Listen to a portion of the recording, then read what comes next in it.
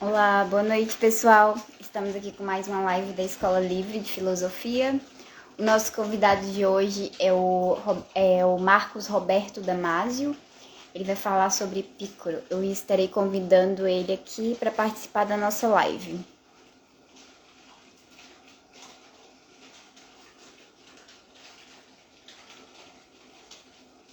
Só um instante que estamos convidando.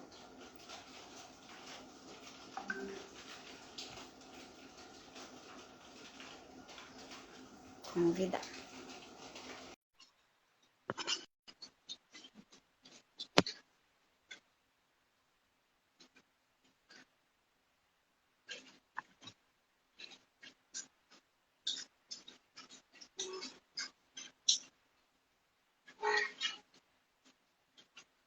Vamos só aguardar um pouquinho que o nosso convidado está entrando.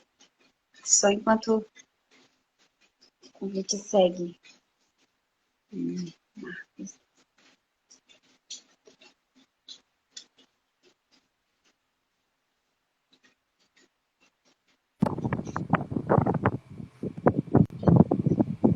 Oi, agora deu Olá, certo. agora deu certo, Boa será? noite. Aham, entrou. Agora sim. Tava só te aguardando. Boa noite, tudo bom? Boa noite, tudo bom? Bem-vindo. Obrigado Obrigado. por participar da nossa live de hoje. Bom, Obrigado. o Marcos vai falar sobre saúde mental nos textos de Epicuro, uma análise a partir da expressão psique em Jung. Me corrija se eu Isso. estiver errado, Marcos. Errada. Não, tá certo. Bom, tá. Vou te apresentar aqui para o pessoal te conhecer um pouco, tá? Tá, Ele é tá doutor. me ouvindo bem? Oi? Você tá Estou me te ouvindo ouvindo muito bem? bem. Sim, Tá. sim. E você me ouve bem? Sim, tá ótimo. Bom, depois, quando você começa a falar, aparece perguntas abaixo, tem uma caixa, aí quem quiser perguntar, faz perguntas. E aí, às vezes, eu não consigo ler todas elas.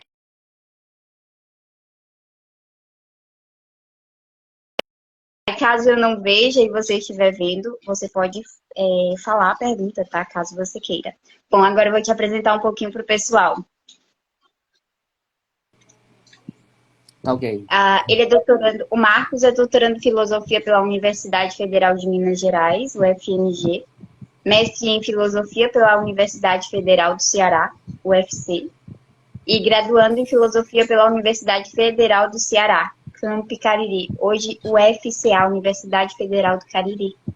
Desenvolve pesquisa em filosofia antiga, grego clássico e Caioné, metafísica, epistemologia, filosofia pré-socrática, filosofia helenística, atomismo, Parmênides, Demócrito, Epicuro e Lucrécio. Agora eu vou te deixar com a palavra, tá? Pode ficar à vontade. Tá ok. Muito obrigado pelo convite. Queria agradecer por ter o privilégio de falar sobre esse autor que é tão importante, se tem feito tão importante agora, porque em um momento de pandemia como estamos vivendo, né? Um filósofo que trata sobre problemas relacionados à alma, ao comportamento, aos comportamentos, às questões das relações, se torna um filósofo importante. Né? Então, aqui é o que a gente pode chamar, na filosofia de Epicuro, de trazer a filosofia do céu à terra. Cícero falou isso em relação a Sócrates, mas, a bem da verdade, eu acho que filósofos anteriores a Sócrates já fizeram isso. Né? Demócrito já fez isso. Podemos dizer também que os sofistas também fizeram isso. Né? Trazer essa filosofia que antes era apenas especulação, se perguntar pelo bem, se perguntar pelo justo, e, e aí você vê filósofos que, ao invés de se perguntar pelo bem em si e a justiça em si, promovem em sua filosofia esse caráter de estabelecer relações a partir de relações de justiça, de caráter, de bem, né? E Epicuro é um desses filósofos. Epicuro ele e sua filosofia coloca as questões comportamentais em primeiro lugar. Então, o conhecimento é algo secundário. Ou numa outra ordem, você pode dizer que conhecer algo só é possível e agradável se esse conhecimento ele te levar a um conhecimento das coisas práticas, né? Então, a prática, a natureza da prática, a filosofia que se dá no dia a dia, é a filosofia que, de fato, importa para Epicuro. Não só Epicuro, eu acho que os filósofos desse momento chamado pós os grandes sistemas, né? Pós Aristóteles, pós Platão, então esses filósofos como os céticos, né? os estoicos, todos eles tinham essa preocupação em colocar a prática em primeiro lugar de uma forma mais privilegiada. Eles privilegiavam as questões da prática e a questão do conhecimento era algo secundário, né? Então, antes de adentrar de fato ao problema, eu queria falar um pouco dessa pesquisa, né? Essa pesquisa é uma pesquisa nova, é uma pesquisa que eu estou iniciando agora. Na verdade, eu trabalho no doutorado, eu trabalho com Demócrito, eu trabalho a física de Demócrito. Na verdade, eu trabalho as sensopercepções em Demócrito, como o conhecimento deriva das sensações, né? Como posso formular conhecimento a partir das sensações. Mas Epicuro sempre foi um autor que eu estudo desde a graduação. Na graduação eu também estudei a física, né? Graduação e mestrado eu estudei a física de Epicuro. E sempre tive o interesse de um dia chegar a pensar as questões éticas, as questões morais nesse autor que é tão fundamental, tão importante. E chegou a hora, né? E essa pesquisa nasce justamente da percepção, de fato, de que o mundo em que Epicuro viveu e as suas necessidades, né, as necessidades do povo helênico naquele momento, são muito parecidas com as que vivemos hoje, né? Hoje nós temos um crescimento absurdo de problemas de saúde mental, por exemplo. Isso tem a ver com o nosso período, o nosso momento, tem a ver com as questões sociais, econômicas, políticas, e todas essas questões também estavam presentes no tempo de Epicuro, né? Então, pensando em uma pesquisa agora que não ficasse apenas nos conceitos, né? Eu acho que todo pesquisador de filosofia deve pensar esse momento, porque primeiro você pensa os conceitos, os filósofos, né? A história da filosofia, para um dia você, numa maturidade filosófica, você pensar em um problema mais real, né? Aí é a sua vez de trazer a filosofia do céu para a terra, começar a analisar as questões de problemas da sociedade, né? E o problema da sociedade que eu hoje percebo que é urgente é o problema da saúde mental. O problema da saúde mental é algo que a gente precisa pensar urgentemente. Há pesquisas que mostram que futuramente quase toda a população mundial sofrerá de algum tipo de transtorno mental, né? Ou depressão, ou ansiedade, ou bipolaridade, ou seja, há indícios de que no futuro quase toda a população mundial sofrerá de algum desses problemas, né? Então, na verdade, eu faço um recorte para a nossa conversa de hoje. Eu quero analisar três coisas. Primeiro, eu quero falar um pouco de onde eu parto. Eu parto de um texto de Epicuro. E depois eu quero tratar, no segundo momento, da questão do tempo de Epicuro, né? O período em que ele vive, em que ele viveu e como ele desenvolveu sua filosofia. E aí, no terceiro momento, eu quero tratar de alguns conceitos fundamentais dessa pesquisa. Então, o texto que, embora esteja nos textos de Epicuro, né, o problema da saúde mental nos textos de Epicuro, mas como essa pesquisa é uma pesquisa de fôlego inicial, o texto que eu escolhi para iniciar é um texto justamente que fala sobre as questões comportamentais em Epicuro, que é a Epístola a Meneceu. Nós sabemos que da vasta obra de Epicuro, nada nos chegou, né? Nada, não temos nada. O que temos, na verdade, são 3 cartas que Diógenes Laércio compilou no seu livro 10. Né? Então, se pega a obra de Diógenes Laércio, o livro 10 da sua obra, Obras e Doutrinas dos Filósofos Ilustres, está lá, o livro 10, ele é todo dedicado à filosofia de Epicuro. E neste texto, neste livro, ele compilou 3 cartas. Né? A primeira carta, a carta Heródoto, que trata da física. A segunda carta, a carta Pítocles, que ele trata sobre os fenômenos celestes. Né? E essa terceira carta que ele vai tratar sobre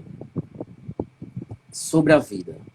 Diógenes Laércio, falando sobre essa obra, ele vai dizer que ele vai chamar essa carta, de sobre a vida.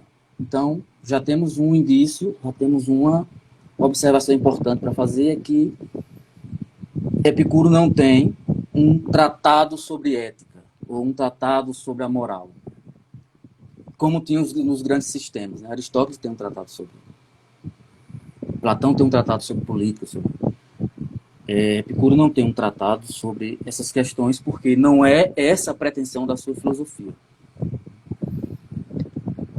Então, o que é essa carta? O que são as cartas de Epicuro? As cartas de Epicuro são textos encíclicos que têm a pretensão de circular entre uma determinada comunidade. Então, quando Epicuro escreve a carta a Meneceu, ele tem a intenção de que não só Meneceu receba a carta, mas que ele leia essa carta para outros filósofos amigos, né, que em algum momento poderia ser beneficiado com essas cartas. Então, a carta a Meneceu é uma forma de ajudar aquelas comunidades a ter respaldo para, como ele mesmo diz, escolher ou rejeitar alguma coisa. Né? Então, eu preciso de uma base textual ou intelectual, como queira, para poder saber escolher na vida o que eu devo fazer, né? Como eu devo me comportar. Então, é como se fosse uma questão de fundamento. São os fundamentos do comportamento humano. Né? Provavelmente havia um texto mais extenso sobre isso, mas não temos mais esse texto. O que nos resta é apenas essa carta. Um teórico muito importante, tradutor do epicurismo, e ele chega a chamar essa carta de o coração da vida prática. Que é justamente isso. É a partir desse texto que os epicuristas do período helenista, eles se baseavam para ter uma vida, um comportamento mais adequado, né? Mais conforme o bem, conforme a justiça, conforme a prudência. E é tão clara essa pretensão de Epicuro com essa carta, que ele nos dá conselhos do tipo não temer os deuses, por exemplo. Ele vai dizer que os deuses não podem ser temidos. A morte também não pode ser temida. E aqui a gente já começa a pensar a questão da preocupação de Epicuro com a saúde mental do seu povo. Porque em um momento que a Grécia vinha passando, temer os deuses era quase que uma confissão de culpa, né? E culpa é uma coisa que arrasa a cabeça de qualquer um. Então essa carta, ela tem uma preocupação de trabalhar a cabeça do dos leitores, no sentido de que seria necessário um modo de vida diferente. E aqui eu já entro para o segundo momento, que é pensar o tempo de Epicuro. Né? Quando ele fala pensar um modo de vida diferente, ele está justamente querendo se contrapor a um modelo anterior. Que modelo anterior é esse? Quando lemos a história da Grécia, desde Homero, desde os jônicos, né, você vem em toda a história da Grécia, você tem um momento, você tem desenvolvimentos ascendentes de filosofias, de culturas, de produção de textos. Você tem, assim, a Grécia que eu falo, todas as cidades-estados, em uma ascendência cultural, econômica, filosófica. Né? Então você vê a Grécia caminhando para o seu apogeu, caminhando, por exemplo, para o século V, o século de Péricles, por exemplo, onde o auge da democracia grega, uma população riquíssima, uma população de pessoas cultas, né, de pessoas preocupadas com a liberdade. Então você tem um apogeu dessa cultura. E o período helenístico, que é o período dos grandes sistemas, já é um período de declínio, em todos os sentidos, de declínio econômico, de declínio filosófico, de declínio, não sei, ou seja, em todos os sentidos. A Grécia estava falida financeiramente, estava religiosamente oprimida, né? Porque aqui já entra o fator Alexandre, né? Alexandre o Grande da Macedônia conquista todo o mundo conhecido, digamos assim, naquele período, e submetem os estados gregos a um tipo de subserviência que a Grécia não conhecia. Né? Por exemplo, a Grécia era as cidades-estados, elas tinham a liberdade de cultuar os seus deuses, construir os seus templos. E com a expansão do Império Macedônio, os gregos perdem essa liberdade. Né? É tanto que Alexandre desejava ser tratado como Deus, né? Deveria ser tratado como Deus. Isso, para a mente grega, era um absurdo. Então, aqui nós começamos a ver esse declínio da cultura grega, mas, por outro lado, ao nascimento de um outro modo de se comportar, né, digamos assim.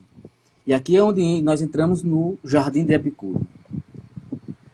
Se nos períodos clássicos nós temos a polis como o auge do cidadão, né, do cidadão grego, o cidadão grego se realizava na polis, né? A polis era o centro da cultura grega. Com Epicuro, já não tem mais a polis, né? A Grécia já não é mais livre, e nasce um novo modo de fazer, de se comportar na Grécia. E aí Epicuro funda o seu jardim. E o seu jardim é justamente a possibilidade do indivíduo. Agora não podemos falar de indivíduo. Antes não poderíamos falar de indivíduo, tínhamos que falar de cidadão enquanto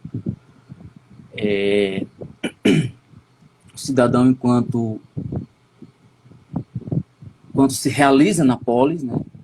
Agora nós estamos falando de um indivíduo que não pensa mais as questões políticas, por exemplo. Epicuro é taxativo em aconselhar aos seus discípulos se afastarem das questões políticas, né? Então ele diz claramente, se afastem das questões políticas. Ele diz também, se afaste das questões retóricas, né? Para ele as questões retóricas eram questões apenas de trazer desconforto à alma, né? Você discutir coisas por discutir. E são dois conselhos que têm tudo a ver com o seu tempo e com a necessidade de se pensar um modo de comportamento onde a sua cabeça não seja tão afetada, né? Ou seja, é uma questão de saúde mental, de fato. Marcos, eu vou te interromper só um instante, porque alguém não está conseguindo escutar e não está conseguindo ouvir, mas pelo que eu estou vendo, pode ser um problema no telefone da pessoa. Caso alguém Tem mais alguém, não senhor? esteja escutando, publicar aqui para a gente saber, porque eu também estou vendo a live de outro aparelho, mas para mim também dá para escutar.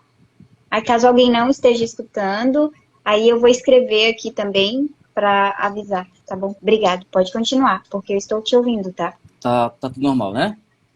Sim, sim. Então é só uma pessoa que não está ouvindo ou tem mais alguém? Eu acho que é só ela mesmo, talvez seja um problema do aparelho dela, eu vou escrever ali para ela. Ah, tá ok. Obrigado, Então, pode continuar. Desculpa. então eu estava nessa transição da polis para o jardim, né? Então esse é o tempo de Epicuro. O tempo de Epicuro é um tempo de fome, problemas econômicos, é um problema sociopolítico, né? A perda da liberdade, os gregos não tinham mais a liberdade que tinha antes. E a questão religiosa também é afetada porque os deuses gregos passam a ser desprezados e Alexandre deseja que ele seja o único rei, né? O único Deus a ser desejado.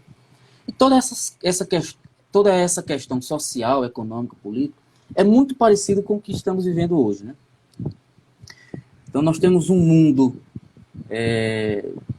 assolado pela pandemia, né?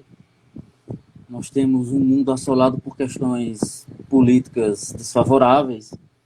Nós temos um Brasil onde a fome, o desemprego, né, a perda das liberdades são perceptíveis, são visíveis. E, como eu disse anteriormente, o crescimento, né, dos problemas de saúde mental. Então são mundos muito parecidos, né? E esse é uma das questões que me chamou a atenção, né?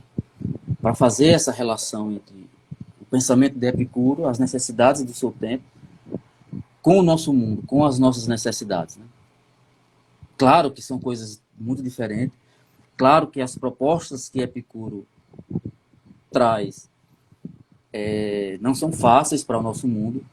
Não poderíamos cair num ingênuo anacronismo de achar que as propostas que Epicuro faz resolveriam os nossos problemas. Não é essa a minha proposta, né? A minha proposta é analisar os conceitos básicos que Epicuro levanta naquele período e ver como esses conceitos, essas ideias podem nos ajudar, né?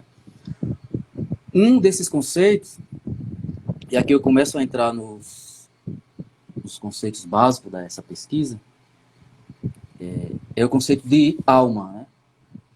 A antiguidade traduziu psique por alma, todos os sentidos, desde Homero, ou por vida, né? Na verdade, psique é um termo extremamente polissêmico, tem muitos sentidos e pode significar diversas coisas, né? A negação, por exemplo, de psique, a psicon, né? Você nega a psique, dá a ideia de não vida, né? Então, quando se fala de objetos inanimados nos textos antigos, o termo ali é sempre apsicon, é o termo que nega uma alma a algum objeto, né? Ou seja, tal objeto não possui uma alma. A ideia é basicamente essa. Que, na verdade, tal objeto não possui vida, né? Então, a ideia de alma, na tradição filosófica, é basicamente essa. Platão tem uma outra visão da alma. Para Platão, a alma é eterna, anterior e posterior ao corpo, e ela carrega em si todas as ideias, né? E é a partir do momento que o homem tem uma alma e tem um contato com os entes particulares, ele recorda essas ideias que estão na alma. E aí o cristianismo pega essa ideia da alma, a partir de Platão, e desenvolve todas suas questões da alma. A alma que, se não for boa, vai para um lugar ruim, a alma, se for boa, vai para um lugar bom, né? Toda essa questão. Com o atomismo, com o epicurismo, Demócrito, Leucipo, não há essa ideia. A alma, para esses autores, e é importante isso porque dela deriva a necessidade dos não temores, né, de não ter medo, de não ter fobias em relação a muitas coisas. A alma é um corpo tal como o nosso corpo físico, digamos assim. Então não é essa ideia de uma alma separada do corpo. Não há essa ideia de uma alma anterior ao corpo, assim como não há também a ideia de uma alma posterior ao corpo. A alma é o corpo. E a única diferença que há entre a alma e o corpo é que os átomos que compõem a alma são átomos esféricos, né? Átomos mais velozes, átomos que não se juntam uns aos outros, como os átomos do corpo, né? São átomos esféricos, e esses átomos eles percorrem o corpo de forma mais rápida. E eles conseguem levar o conhecimento de fora para a cabeça, né? É a partir dos átomos que nós conseguimos enxergar tudo, sentir os sabores, os tatos. Então, a alma faz esse trabalho de ajudar na percepção, né?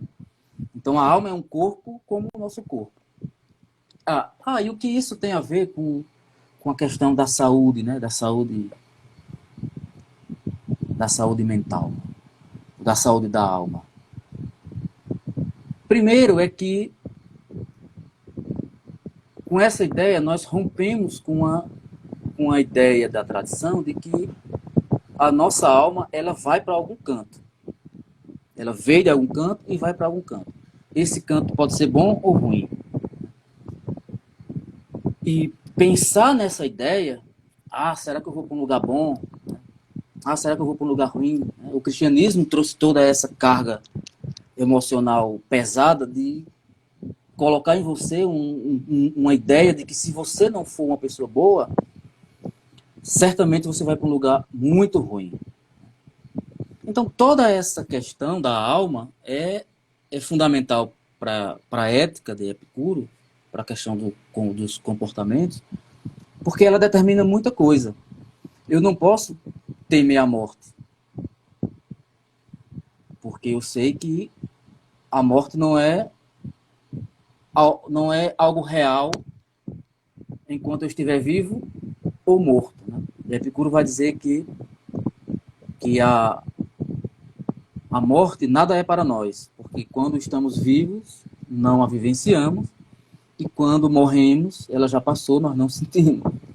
Parece até uma coisa engraçada, mas é uma questão muito lógica, porque ele acaba colocando a morte como ele limita a morte aos sentidos, digamos assim, a nossa subjetividade. Então, a morte é a perda da subjetividade. Morrer é não sentir, né? Então, quando morremos, não sentimos mais nem dor, nem prazer, nem falta, nem sede, não sentimos nada. Então, não temos que temer a morte. Então, isso está completamente relacionado à questão da sua teoria da alma. A teoria da alma, desde os primeiros atomistas, é essa, de que não podemos temer a morte, nem temer os deuses, porque a nossa alma ela não vai para nenhum canto e quando morrermos, vamos com ela para onde for. Ou ser cremado ou para a tumba, né? Então, Olha o que Epicuro fala. A alma é um corpo e consiste de partículas sutis, dispersa por todo o organismo. Ou seja, então, quando sofremos um acidente, perdemos um braço, perdemos parte da alma, porque a alma está dispersa por todo o corpo. Então, é importante essa noção da alma para os atomistas, no sentido moral, no sentido ético, né, que essa é a concepção, e a alma no sentido epistemológico, podemos dizer assim, é a alma que nos faz conhecer. Só conhecemos por causa da alma. O que acontece? O mundo ao nosso redor, ele sempre nos mostra, né? Sempre, os objetos do mundo, eles sempre são dados. Né? Aí tem toda uma teoria da imagem, que não cabe agora, mas a ideia é que a alma tem contato com o mundo externo, e é a alma, esses átomos diferenciados dos átomos do corpo, que consegue traduzir esses objetos em conhecimento efetivo. Então, a alma nos dá o conhecimento, por exemplo, do que é um trovão. E aqui, na segunda carta de Epicuro, a Pítocles, ele vai dizer justamente isso, que não podemos temer os fenômenos celestes, por exemplo. Não podemos entender que um trovão é a ira de Deus. Né? E isso entra novamente na questão da saúde mental. Porque se eu tenho consciência que o universo, e aí entra a questão da física de Epicuro, conhecer a física de Epicuro. Se eu tenho consciência que o mundo tem o seu modo de agir, tem o seu comportamento, né? Chove, trovão, fica escuro, fica claro. Se eu entendo que tudo isso é uma questão natural, que o trovão não é uma ira divina, e que a chuva não é uma bênção de Deus, e a não chuva é um castigo de Deus, se eu entendo como o mundo funciona, eu fico em paz, porque cabe a mim saber quando plantar, quando colher, né? Que tipo de semente dá certo para que região e tal. Então eu fico em paz com isso. E aqui eu entro no segundo conceito fundamental para essa pesquisa, que é a questão da imperturbabilidade, que é o famoso termo, a famosa ataraxia. Então, se eu entendo que o mundo é isso que está, se eu entendo que o sol nasce todos os dias e se põe, e que não é um Deus que sai todos os dias e parte de um lado da Terra a outro, se eu tenho essa consciência, então fico em paz. Eu tenho a paz, eu tenho essa imperturbabilidade, porque eu sei que vai chover no período certo, a colheita vai dar certo no período certo, se chover. Eu sei que os trovões não são Deus irado e os relâmpagos também não, então eu posso dormir de forma tranquila. E é isso que acontece nos nossos dias. Se eu entendo as questões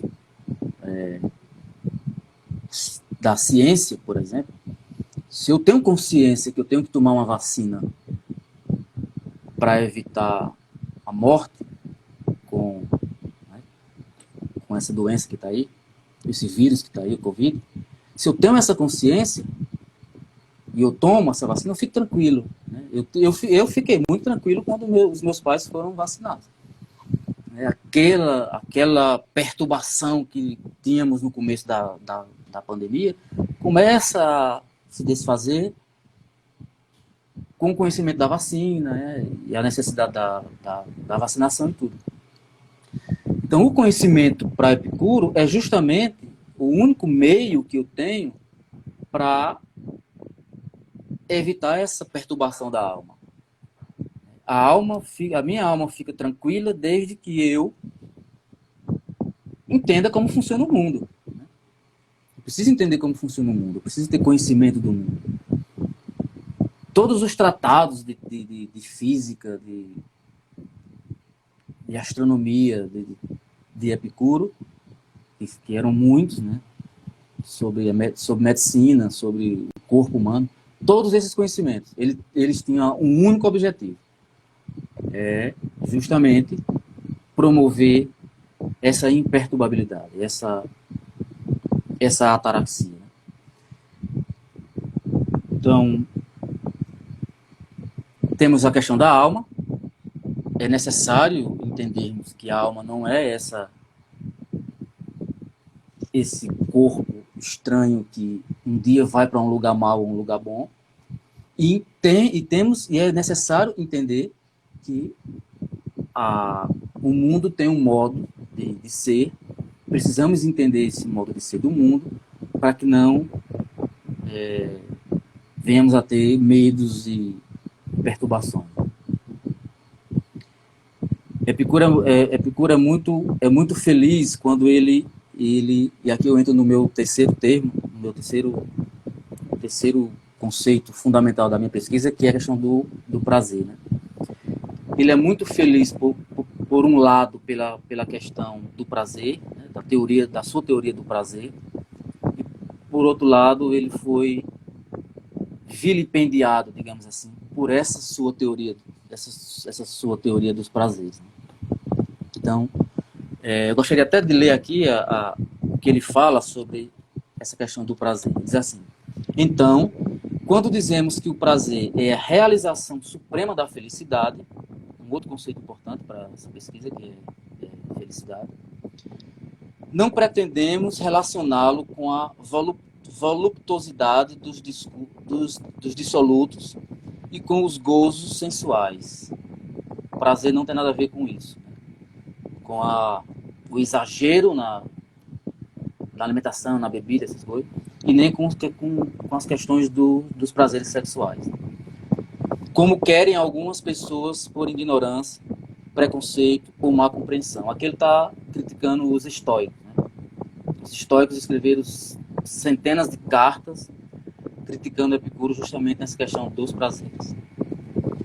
E aí ele diz: por prazer, entendemos a ausência de sofrimento no corpo e a ausência de perturbação na alma.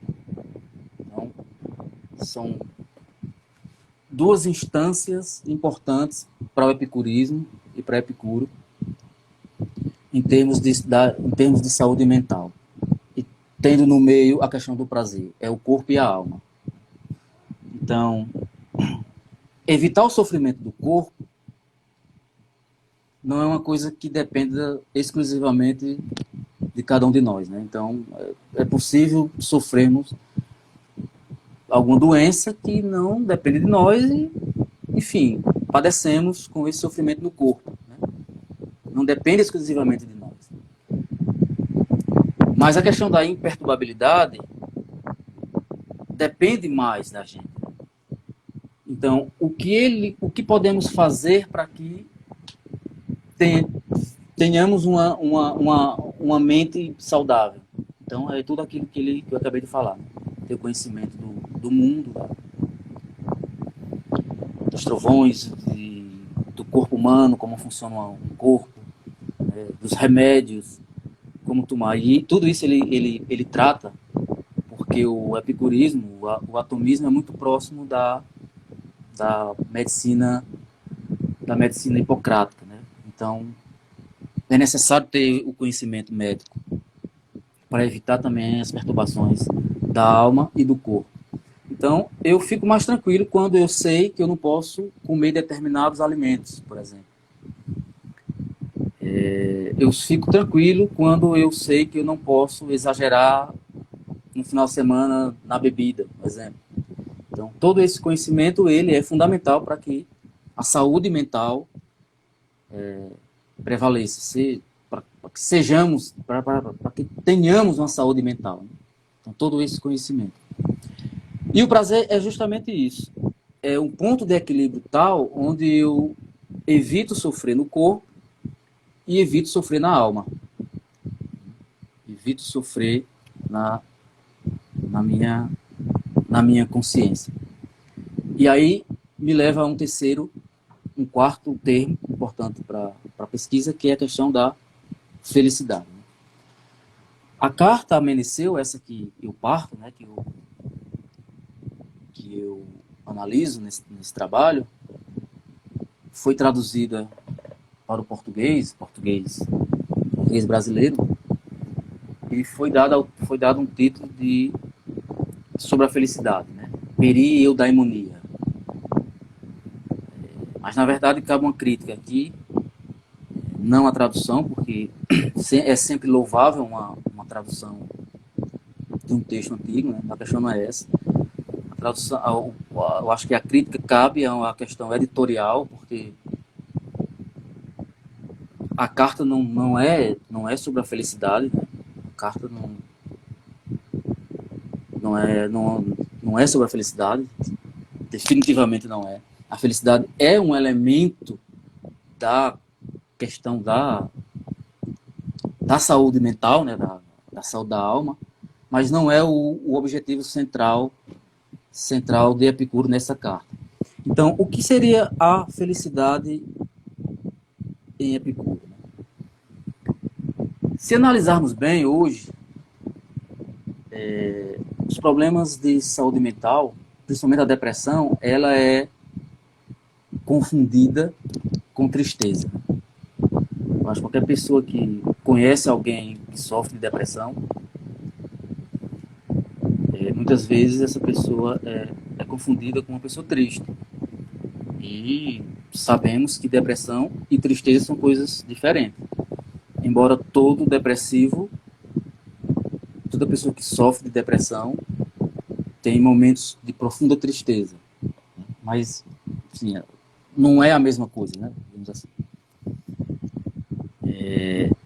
E essa ideia, ela está muito presente nesse período, porque, como eu disse anteriormente, as pessoas estavam imersas num mundo em que os pais tinham morrido na guerra, os filhos eram criados apenas pela mãe, pela avó, sei lá.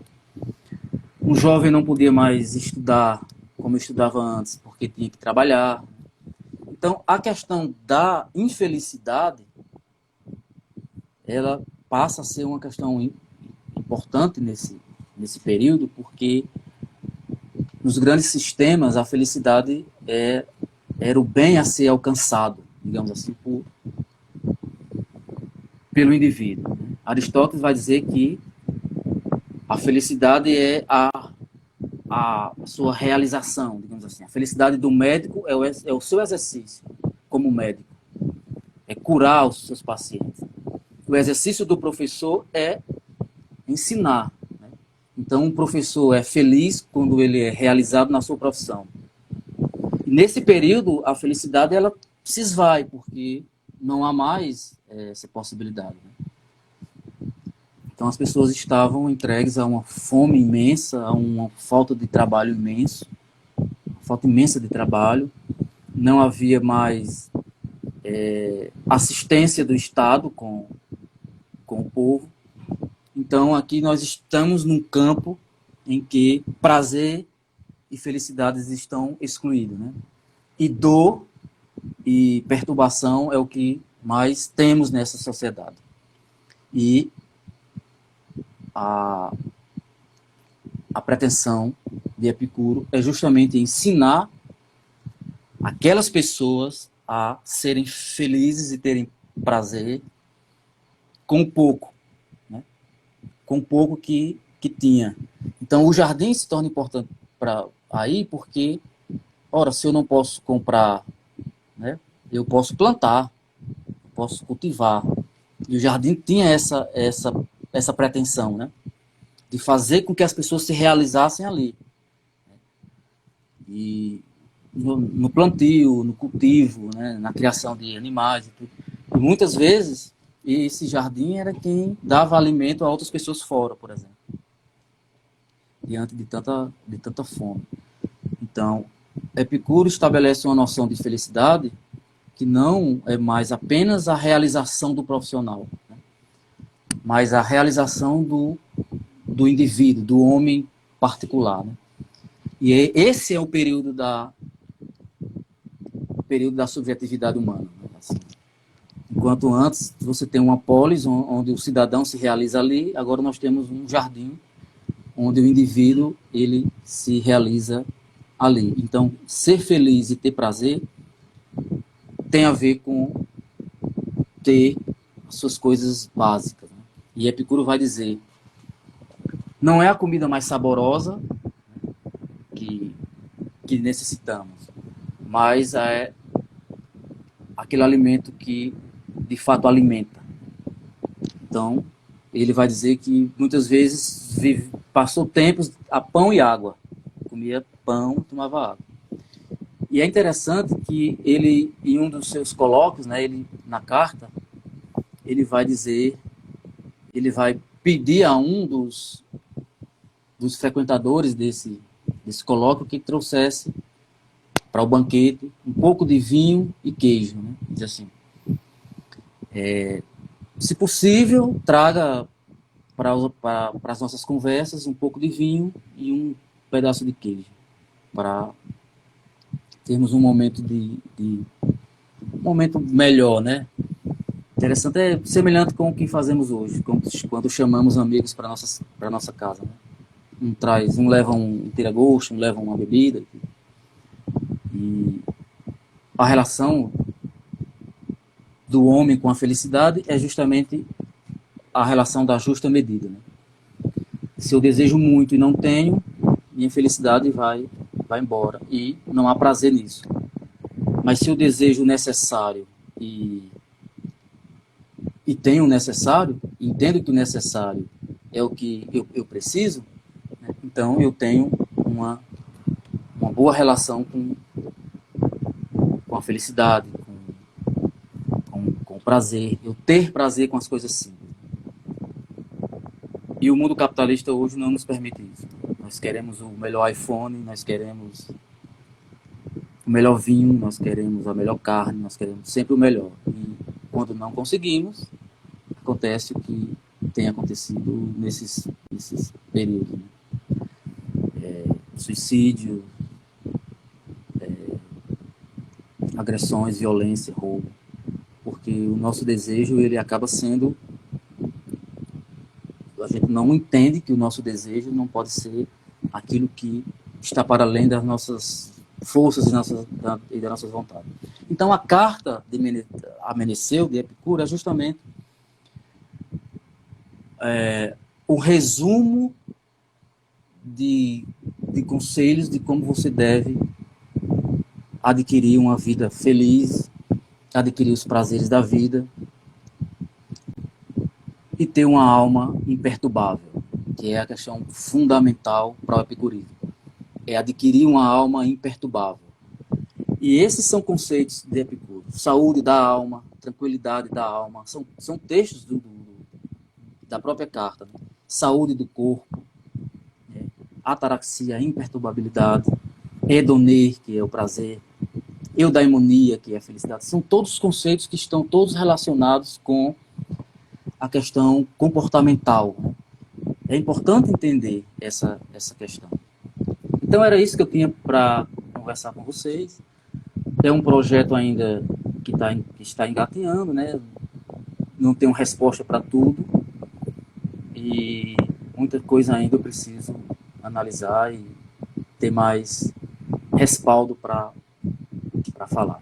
Mas é isso. Obrigado. A gente agradece, muito importante essa live, principalmente para o momento que nós estamos vivendo no Brasil, né? Sim. Tudo isso que você falou, praticamente é o que estamos vivendo. E essa questão do capitalismo, de querer sempre mais e nunca estar satisfeito, e isso gerar esse sofrimento, né, no outro. Essa perturbação, né? Essa perturbação, exatamente. E praticamente está todo mundo assim.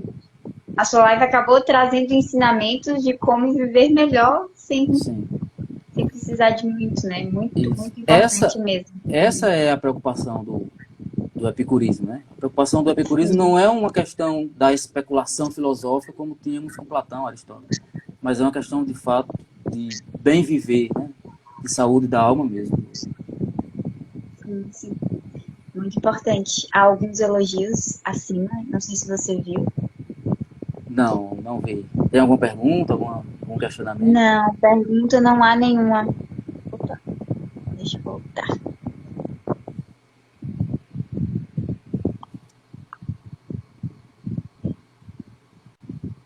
Alguém disse que você era uma pessoa jovem de muito conhecimento. Aqui, achei. Foi o Gabriel. Muito Obrigado, bom. Gabriel. Nos acrescentou muitas coisas nessa live. Importantíssimo. Então é isso. Essa é a pretensão do meu projeto, né? Sim. Se o que Epicuro fez na sua época foi trazer para o seu tempo informações que nos ajudam a uma boa vida, né? A viver melhor, esse projeto também tem essa pretensão, que as pessoas entendam como viver melhor, né? Como viver de uma forma que não afete a sua cabeça, né? A sua mente, o seu comportamento. Alguém falou algo aqui, só um pouquinho. Fala sobre a tigela que ele deixou do lado para beber água com a mão. Sobre essa caneca? Sim. É isso? Acho que sim. Não, aqui é Epicuro, né? É uma caneca É uma caneca que eu fiz para promover o meu Instagram. Né? Sim. Muito legal aquela página. Era isso que ele queria saber? Eu acho que sim, não entendi muito bem. Deixa eu perguntar. Ele só disse, fala sobre a tigela que ele deixou de lado para beber a água com a mão. Epicuro talvez tenha feito isso. Que ele bebia água com a mão. Eu acho que, não sei se ele está falando do momento da morte dele. É isso? Talvez. Talvez seja isso. Não sabe, não. Na verdade, Epicuro, ele veio a óbito com muito sofrimento, né? Então ele basicamente não saía do seu leito. Né? Muitas dores de estômago, muito sofrimento. Então ele não saía do seu leito, né? Então era evidente que tivesse ali. É porque, assim, esse período é um período de muitas anedotas, né? Se construiu muitas anedotas. Do tipo que Zenão, né, que Diógenes, o cínico, estava tomando sol e Alexandre chega e pede a ele: me peça o que você quiser do meu reino que eu te dou, e ele diz: apenas que você se afaste, né, que eu preciso tomar sol, né? Ou seja, é um período de muitas anedotas, então tem muitas questões que a gente não consegue tratar como verdade, como história, né? Sim. E essa é uma das, né? Mas a questão ali é porque ele estava num leito que não podia sair, e aí tinha que ter algo para se alimentar. Interessante. Mas você falou algo que eu achei muito interessante sobre a jardinagem, né? Que, na verdade, caminha para uma agricultura familiar naqueles tempos, né? Sim, isso, justamente. Se usássemos isso até hoje, talvez muitas pessoas estariam bem alimentadas, né? Justamente. E essa é uma questão importante, porque hoje nós temos um governo que investe tudo no agronegócio, que é um motivo de trazer pânico às pessoas, às comunidades originárias, né, tal. E a agricultura familiar não há investimento nenhum. E isso traria muitos benefícios, né, à população. E interessante você fazer essa relação. Eu nem tinha pensado. Porque eu pensei. Porque de alguma forma isso traz uma felicidade, né? Pelo menos eu me sinto assim quando eu mexo em plantas. Sim. É a mesma coisa com a agricultura familiar. tenho que comer. Então, isso é importante, isso vai te trazer bem-estar, sabe? Sim. Eu tenho as minhas plantas aqui que têm me auxiliado muito na minha, na Sim, minha sim. trajetória, na minha vida. Tem me ajudado muito. Sim. E a questão do bem-estar, que é uma questão importante para o epicurismo, é justamente procurar nas coisas simples, né? Como eu falei. É você cuidar de uma planta, é você ter você ter uma arte, né? Você desenvolver uma arte, tocar uma música, pintura, né?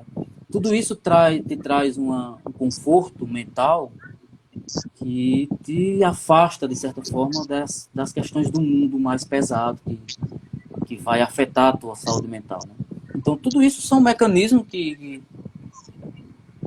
precisamos desenvolver para poder sair dessa vida. E Epicuro tinha essa consciência. Sim, sim. Você nos trouxe através dessa live, que é muito Isso, importante. É sim. importante que as pessoas saibam disso, né? Sim, eu acho que a maior importância desse autor é justamente tirar aquele peso especulativo, né, da filosofia. Porque a filosofia é algo, quem estuda filosofia, faz uma carreira acadêmica, percebe que a filosofia é algo muito duro, né? É muito pesado, você tem que ler muito. Você tem aí 3.000 anos, sei lá, de produção intelectual, e você tem que ler muito, você tem que pesquisar muito. Isso te traz um, um desconforto muito grande. E a importância do epicurismo é justamente essa, de te aliviar dessas questões tão pesadas e te trazer coisas simples, né? É possível você ter conhecimento com coisas simples. Se você for analisar, Epicuro, por exemplo, nunca faz críticas aos grandes sistemas. Você não vê críticas diretas de Epicuro ao platonismo, ao aristotelismo. Você não vê. Porque ele, como eu citei aqui a parte que ele fala de se afastem dos retóricos, né? É isso que ele está querendo dizer, se afaste dos teóricos, na verdade, dos grandes teóricos, que você vai precisar ler muitas coisas, você vai ter que trabalhar com muitos conceitos, muitas ideias, isso vai te trazer muito dano mental. Ele tem essa consciência. No começo da carta a Heródoto, ele diz, a primeira coisa que ele diz, que eu acho maravilhoso, ele diz, a primeira coisa, Heródoto, aprende as ideias básicas de cada coisa. O que ele quer dizer? Ele quer dizer que aprenda que um livro é um livro, um sapato é um sapato, um ventilador é um ventilador. Não vá perder tempo com grandes especulações, o que é um ventilador, o que é um livro. Isso aí não vai te levar a isso, vai te trazer muita dor, muitos problemas. Né? Então, a simplicidade é um elemento muito forte do epicurismo, muito forte mesmo. Desde as questões filosóficas, né, até as questões mesmo corriqueiras do cotidiano, da vida. Muito bom. É isso, acho que o Instagram ele nos dá uma hora, né, para live ao vivo. Estamos chegando ao finalzinho. Adorei a live. Eu que Gostei agradeço, gostei bastante. muito. Uhum. Pode Eu, falar. eu que agradeço a vocês o convite e Que quero dizer que ótimo. estou sempre E aí, à disposição. claro, ótimo. Marcaremos outras com certeza. E aí, essa live ela fica disponível para quem quiser ver, não conseguiu ver, ou viu algum problema, como o da moça que estava sem áudio, a gente disponibiliza ela no feed também. Aí estará lá para quem quiser ver também. Então tá, boa noite para ti. Novamente vou Tá agradecer ok, a live. boa noite a todos. Muito obrigado. Tchau, tchau, pessoal.